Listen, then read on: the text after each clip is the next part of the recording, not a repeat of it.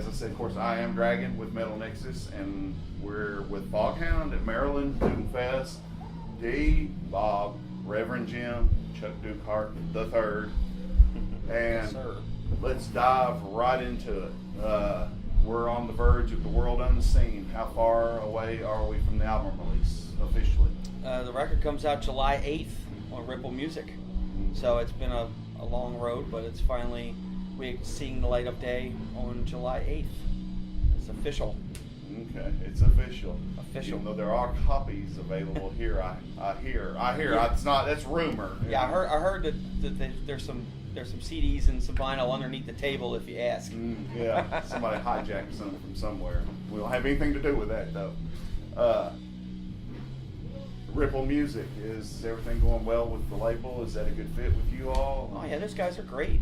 They're music lovers first and foremost, so that's why they do it. It's for the love of the music, and they're vinyl collectors, so they love doing the boutique, limited edition colored stuff, and just so they can have it in their personal collection. And they've been helping out a lot of great bands. You know, it's nice to be on a roster with bands that are all killer, you know, and similar vibe and spirit of rock and rollness. So. Rollness? Rock and rollness. Better trademark that. Right. Rock and rollness. That needs to be trademarked. Yeah, Ripple's definitely growing roster-wise as far as new bands and diversity and stuff. How's the songwriting process with you all work? Who brings what to the table? Or No. He's got a whole new system. Okay. Okay. Well, I used to come up with guitar riffs, but now he does it all on his own with his mouth and his phone. Yeah, it's great. I demo to the voice recorder my Peter Griffin guitarist. He literally mouth said guitar. Peter Griffin mouthing riffs. Meow, meow, meow. Meow, meow, Meow, meow, meow, meow, meow. So play this. Meow, meow, meow. And then we're at practice, and he goes, "No, I think it's a little higher." I'm like, "You did it with your mouth." Yeah, there's no doubt, man. Like it makes a difference. But I'll tell you what, we've come up with two good solid song ideas. Seth MacFarlane's not coming after your all's asses, is he? However it happens. Well, I'm just trying to contribute. You know, that's one way to contribute.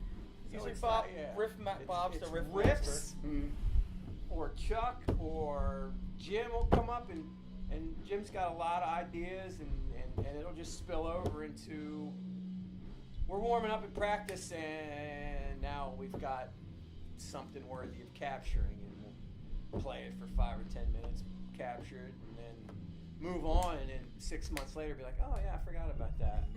Basically, we have just from band practice, recordings and jams. Another record is going to be. It could happen. Easy, Yeah. If they said put it together now, it would probably, if we didn't work regular jobs, we could do it in no time. That's kind of our stuff. Or warm up, like Bob was saying. It's a good way to warm up. We just improvise on something for the first 20 minutes or more, and just kind of like get excited about it. 'Cause that's, I don't know about you guys, but that's my favorite part of the process is the writing and coming up with the at stuff. Times. Yeah, that's what I was going to ask. Is it easier, like spur of the moment sometimes, or is it easier to have some groundwork already laid on some things? Or It's all of it. Just the It's moment. Some ideas love it come when the brought ideas to the happen. table. Bam! And, Oh shit! We got this done. Yeah, I think the coolest stuff comes together spontaneous, where it just right. I can see that. and you get excited about it, and then you can everybody knows when it's good. Yeah. So they always come the easiest sometimes too. And you all are gigging regular and everything now. Somewhat. I know I see the flyers all the time. Bedouin and some other bands. Yeah, we played a lot in April. We took some time off up until now, and then we've been busy the last couple of weeks. That's good. Ups and downs. Yeah. Don't want to get burned out too quick. So we book a busy month, and then we take a month off, and then But there's when we take time off, there's stuff going on. That's when we're being spontaneous. Yeah. Yeah. Okay. I'm sure that you would like the long-term goals, maybe tour on a larger scale or not. No. Well, I mean, as much as it will allow us, or with Yeah, jobs yeah, and yeah. careers Jobs. and Yeah. We're all family. working stiffs. Yeah. So it's Really it's hard. kind we're weekend warriors. You know, if we can do a 3-day weekend, that's a tour for us. Yeah. You know, it'd be nice to stretch something into a full week sometime, but you know, everybody's got to, you know, the moon and the stars and the sun all have to align. I mean, we definitely have been doing, and we have booked almost through the holidays now, to an extent. Like Yeah. a lot of like more extended weekend, some weekday stuff, extended out. But it's also kind of like finding our time, waiting for a good offer. Too, Yeah, you know what I mean. no And doubt. for something to come our way that's like, yeah, okay, well, let's Yeah, do I it. can take off for Yeah. that. You know what I mean? Well, in August we're going up to Toronto for the Doom over Toronto, That's awesome. and then in November we're doing the Stone and Doom in Indianapolis. Really? So I think we're going. Might be coming up to that. I didn't mean to interrupt you. that's okay. That's gonna be a good time. You know, so those offers come in, and then we try and build something from that. Yeah, we have Right. well the Build Doom it around Fest. Yeah, we have like 3 dates built around that. We're going from Baltimore out to Pittsburgh, Cincinnati, where I used to live, and then over to Indy. It's So gonna be that, fun. that would be our longest tour. If we put a Baltimore show on the night before we leave, that'll be a 4 dates in a row Yeah, man, event. Reverend, you were there for the days of Bogarts and Sudsy Malone. My ex bartender at Sudsy Malone's and I work security Okay. there. Yeah. I saw some killer shit there, man. I saw Valis and Dixie Witch. Seems like in My Dying Bride and some killer We stuff played there on tour with Spirit Caravan back in the day. Okay. Hell yeah. That was the best place to go because you could do your laundry Yeah. at the venue. And They- drink. They had a rock club. Imagine this place, but where the bar is rows of washers and dryer, coin operated washers and dryers, and there's a bar. And so people come to watch the rock show. They bring their laundry and do their laundry and drink at the rock show. And shoot pool and play video Yeah, games. yeah. And Awesome it's, Friday yeah. night. Yep, the notorious Vine Street, man, no doubt. When I lived there, it was just as notorious. Yeah, man. I know, man. Dangerous place. I know. I used to make well, I better watch out. I used to make trips there occasionally and stuff, Cincinnati from there. to Everybody Kentucky. did. Yeah. You all sort of, I think you all have like side projects and bands. I know you all have Serpents of Secrecy. Are you all doing anything on the side or? I've got a Musically? side project, Roscoe Stanford. It's like cowpunk. Do you mention And it? we're, yeah, I mean, Not that's in what that started Foghound was we needed a drummer. Mm. And she knew Chuck was looking for something to do, so we did it. And then, We only did that for maybe not even a month. nah, right, and then Couple some weeks, and then just developed riffs into popped this. out, and all of a sudden it's like I had been doing it for 6 years prior to that, maybe, and I was done with it. So once those new riffs popped out, and Chuck was like, "Let's do this," and blah, blah, blah, and then you know, Bob was hiding all these Black Sabbath riffs that he wasn't able to do with Roscoe Stanford because it didn't fit their genre. So he was sitting on all these songs that became the first record, for the most part. Easy Come, Easy Go, and High Rider, and there's one more. Dragon Tooth. Yeah, Dragon Tooth was one of them. We just wrote. And it was just like right then and there. All right, Roscoe Stanford, we'll put that aside and we'll start something new. And man, it was quick. So yeah, and I still do it, Yeah.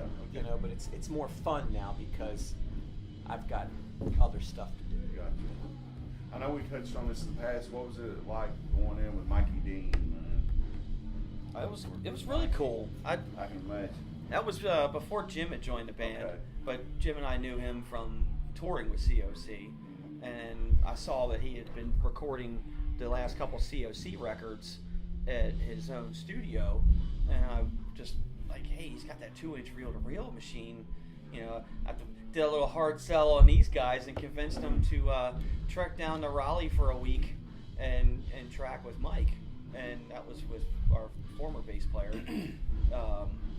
And it was fun, and it was, you know, he's the mad scientist running around with the headlight on and patching cables, and you know, it was like I thought he was building a time machine, you know, and it's gonna be like Back to the Future, but it was really great because I saw a lot of times he would point us towards melodies, maybe with like vocals and even like some guitar harmony kind of parts Right, that were right. really like something mouthing guitar solos to me. It's like, yeah, try this, you know. And boom, and then it's like, heck, yeah, I didn't think of that. Mike's real creative, man. He Yeah. really is. I mean, you know, and he's such a subtle, laid-back persona, you know. Yep.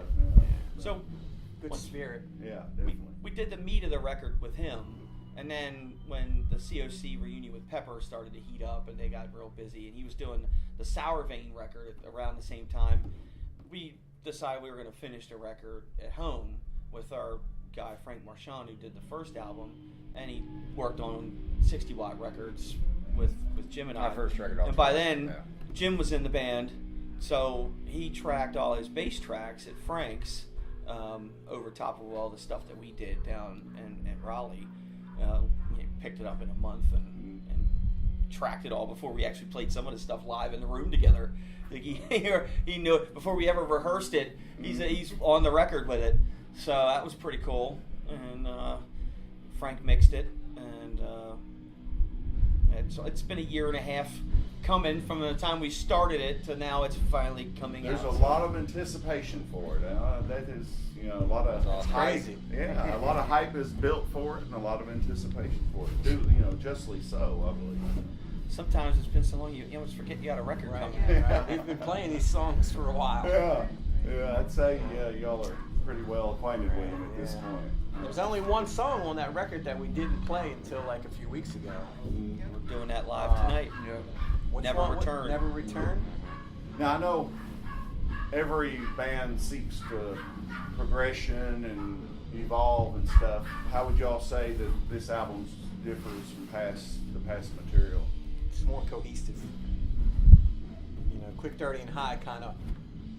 You had a little pocket of this, a pocket of that, and a pocket of that. And whereas this one just sort of went, whoosh, this is what we're doing. You know, It's definitely more Way more cohesive, solid. more focused, solid. I'd say a little darker, like darker imagery. You know, just kind of wanted to do something a little more heavier thematically, artwork wise. That's why we did the artwork that way to kind of reflect, you know, the new tone of the record. So we weren't, you know, I mean, it's still fun, but it's just a little more. What did I say heavier. before? It carries a little bit more gravitas. More gravitas. There you go. you know, you got songs like Rockin' and Rollin', and then you know, Never Return. Two different types of songs, but they fit very well together on the record. You listen to one, and then the other one comes on, you're like, whoa. And here's a neat point. You know, we came up with the name "The World Unseen." It's actually a line from Serpentine, our I guess our single, right? It's the one that's been released. And every song on that album pertains to something about the world unseen. So that title just flows all together, and there is a good cohesion between all the songs. Okay. Even as you know, it's a ride, so up and down, fast and slower, but they definitely tie in together. Okay. Yeah, it's a common thread there. Huh? Yeah. Definitely. Okay. It's our concept album. You know, that's It's our Operation We didn't Mindcrime, plan man. it that way, So each one are like We wanted to chapters put it all out of the there. story. Second record. Come on. but it's So just the main funny afterwards, protagonist is chained Well, I'm to a looking bed in a forward to reviewing mental it. hospial. Definitely. I'm definitely looking forward to reviewing it. Definitely looking forward to seeing the material live tonight. And anything else you want to add in closing? Anyone other than go buy the record? Thank you for having us. Yeah, Thanks. I want We to thank appreciate you all your support. I want to thank you right. all. Yeah, I want to thank you all. I really It's appreciate crazy it. that, I don't know, it's weird when people like what you're doing.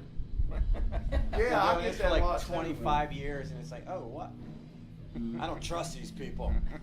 Who like what? Yeah, I find myself blushing when people like try to heap praises or so on. Yeah, I Right. find it's a lot at times. But yeah, I want to thank Dee, Bob, Reverend Jim, Chuck, my guest. We're at Maryland Doomfest, Metal Nexus, Dragon, out. Right on.